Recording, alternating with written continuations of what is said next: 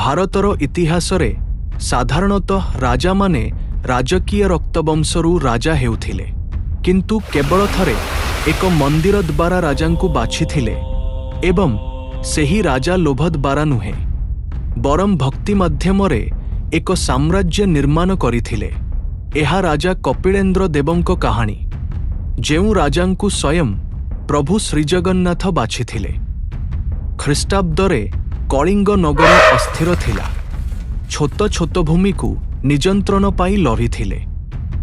ଶକ୍ତିଶାଳୀ ପଡ଼ୋଶୀ ରାଜ୍ୟ ଶିକାରୀ ପରି ଏହାର ଉପକୂଳ ଏବଂ ମନ୍ଦିରଗୁଡ଼ିକ ପ୍ରତି ନଜର ରଖୁଥିଲେ। ଏହି ବିଶୃଙ୍ଖଳା ମଧ୍ୟରେ ଜଣେ ବ୍ୟକ୍ତି ଠିଆ ହୋଇଥିଲେ, କପିଳେନ୍ଦ୍ର ଦେବ, ଜଣେ ବିଚକ୍ଷଣ ସେନାପତି, ତାଙ୍କ ରଣନୀତି ପାଇଁ ପ୍ରସିଦ୍ଧ ଥିଲେ ଏବଂ ଜଗନ୍ନାଥଙ୍କ ପ୍ରତି ତାଙ୍କର ଅତଳ ଭକ୍ତି ସହ ବହୁତ ଭଲ ପାଉଥିଲେ। ସେ ରାଜକୀୟ ଭାବରେ ଜନ୍ମଗ୍ରହଣ କରି ନଥିଲେ, ତାଙ୍କ ପଛରେ କୌଣସି ରାଜବଂଶ ନଥିଲା, କିନ୍ତୁ ଭାଗ୍ୟ ସର୍ବଦା ରକ୍ତବଂଶ ଅନୁସରଣ କରେ ନାହିଁ। ଯେତେବେଳେ ପୁରୁଣା ଘଙ୍ଗ ରାଜବଂଶ ଦୁର୍ବଳ ହୋଇଗଲା, ପୁରୀର ପୁରୋହିତମାନେ ଆଗକୁ ବଢ଼ି ଘୋଷଣା କଲେ କି ପ୍ରଭୁ ଶ୍ରୀଜଗନ୍ନାଥ କପିଳେନ୍ଦ୍ରଙ୍କୁ ବାଛିଛନ୍ତି। ଜଣେ ସେନାପତି ରାଜା ହେଲେ, କିନ୍ତୁ କପିଳେନ୍ଦ୍ର ଦେବ ଶ୍ରୀଜଗନ୍ନାଥଙ୍କ ଦିବ ସନ୍ଦେଶ ବୁଝିପାରିଲେ। କପିଳେନ୍ଦ୍ର ଦେବ ଜଗନ୍ନାଥଙ୍କ ଆଜ୍ଞା ନେଇ ଭିନ୍ନ ଭାବରେ ଶାସନ କରିବାକୁ ଲାଗିଲେ। ଯେତେବେଳେ ସିଂହାସନ ଗ୍ରହଣ କରିବାକୁ ଥିଲା, ଠିକ୍ ସେତିକିବେଳେ ରାତିର ଅନ୍ଧକାରେ ଆକାଶରେ ଅଗ୍ନିର ଝଲକ ଦେଖିବାକୁ ପାଇଲେ। ଜାଣିବାକୁ ପାଇଲେ କି ବଙ୍ଗଳାର ସୁଲତାନ ତାଙ୍କ ରାଜ ପ୍ରତି ଆକ୍ରମଣ ଆରମ୍ଭ କରିଛନ୍ତି। ମନ୍ତ୍ରୀମାନେ ଭୟଭୀତ ହୋଇ ରଣନୀତି ସହ ରଣହୁଙ୍କାର ଦେଇ ଚିତ୍କାର କଲେ, କିନ୍ତୁ କପିଳେନ୍ଦ୍ର ଦେବ ସ୍ଥିର ଓ ଶାନ୍ତ ଥିଲେ।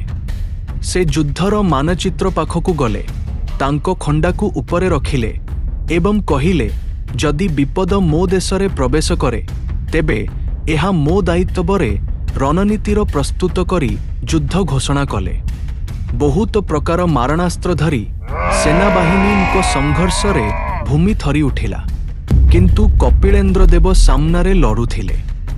ଯୁଦ୍ଧର ଝଡ଼ ମଧ୍ୟରେ ନିଜ ସୈନ୍ୟମାନଙ୍କର ମନୋବଳ ବଢ଼ାଇବା ନେତୃତ୍ୱ ନେଇ ପ୍ରଚଣ୍ଡ ଆକ୍ରମଣ କଲେ। ଶେଷରେ ଆକ୍ରମଣକାରୀ ପଛକୁ ହଟିଗଲେ। ସେ ରାଜ୍ୟର ଅନେକ ଧନ ସମ୍ପଦ, ସୁନା, ରୂପା, ମୋତି ମାଣିକ ସହ ବିରଳ ଅସ୍ତ୍ରଶସ୍ତ୍ର ପଛରେ ଛାଡ଼ିଦେଲେ। ସମସ୍ତେ ଆଶା କରିଥିଲେ ଯେ ନୂତନ ରାଜା ଏହାକୁ ରଖିବେ, କିନ୍ତୁ କପିଳେନ୍ଦ୍ର ଦେବ ସେମାନଙ୍କୁ ଚକିତ କରିଦେଲେ। ସମସ୍ତ ଧନ ସମ୍ପତ୍ତି ହାତୀ ଉପରେ ଲଦି ସିଧା ପୁରୀକୁ ଯାତ୍ରା କଲେ।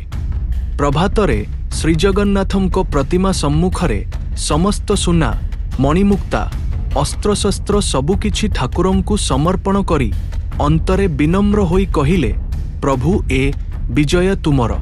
ତାଙ୍କର ସମସ୍ତ ସୈନ୍ୟମାନେ ଆଶ୍ଚର୍ଯ୍ୟ ହୋଇ ଚାହିଁ ରହିଲେ। ସେମାନେ କେବେ ଜଣେ ରାଜା ଅର୍ଜନ କରିଥିବା ଏତେ ସବୁ ଧନରତ୍ନ ବାଣ୍ଟିବାର ଦେଖି ନଥିଲେ। ସମସ୍ତଙ୍କଠାରୁ ଏ ରାଜା ଭିନ୍ନ ଥିଲେ। ସେହି ମୁହୂର୍ତ୍ତଠାରୁ କପିଳେନ୍ଦ୍ର ଦେବଙ୍କ ରାଜତ୍ୱ ଅତଳ ହୋଇଗଲା। ଯୁଦ୍ଧ ପରେ ଯୁଦ୍ଧ କରି ତାଙ୍କର ସାମ୍ରାଜ୍ୟ ବିସ୍ତାର ହେବାକୁ ଲାଗିଲା। ବଙ୍ଗର ରାଜ୍ୟର ପତନ ହେଲା। ଆନ୍ଧ୍ରର କିଛି ଅଂଶ ନିଜ ଅକ୍ତିଆର କଲେ। ଚିଲିକା ହ୍ରଦରୁ ଗୋଦାବରୀ ନଦୀ ପର୍ଯ୍ୟନ୍ତ ଅଞ୍ଚଳଗୁଡ଼ିକ ଓଡ଼ିଶାର ବର୍ଦ୍ଧିତ ଶକ୍ତିର ଅଂଶ ହୋଇଗଲା। ଯେତେବେଳେ କପିଳେନ୍ଦ୍ର ଦେବଙ୍କ ମୃତ୍ୟୁ ହେଲା, ରାଜ୍ୟ ଶୋକ କଲା, କାରଣ ସେମାନେ ଜଣେ ଶାସକଙ୍କୁ ହରାଇଲେ ଏବଂ ତାଙ୍କ ଲୋକମାନଙ୍କୁ ତାଙ୍କ ସିଂହାସନ ଉପରେ ରଖିଥିଲେ। ଶକ୍ତି କେବେ ବି ଆପଣ କେତେ ଜିତିବେ ତାହା ଦ୍ୱାରା ମପାଯାଏ ନାହିଁ। ବିଜୟ ପରେ ଆପଣ କ'ଣ କରନ୍ତି ତାହା ଦ୍ୱାରା ଶକ୍ତି ମପାଯାଏ। କପିଳେନ୍ଦ୍ର ଦେବ ସାହସର ସହିତ ଏକ ସାମ୍ରାଜ୍ୟ ଗଠନ କରିଥିଲେ ଏବଂ ନମ୍ରତାର ସହିତ ଏହାକୁ ସଂରକ୍ଷଣ କରିଥିଲେ। ତାଙ୍କ କାହାଣୀ ଆମ ପ୍ରତ୍ୟେକଙ୍କୁ ପଚାରୁଛି, ଯଦି ତୁମେ କେବେ କ୍ଷମତା ପାଇବ, ତୁମେ କିପରି ଶାସନ କରିବ? Subscribe to Odia Story Jar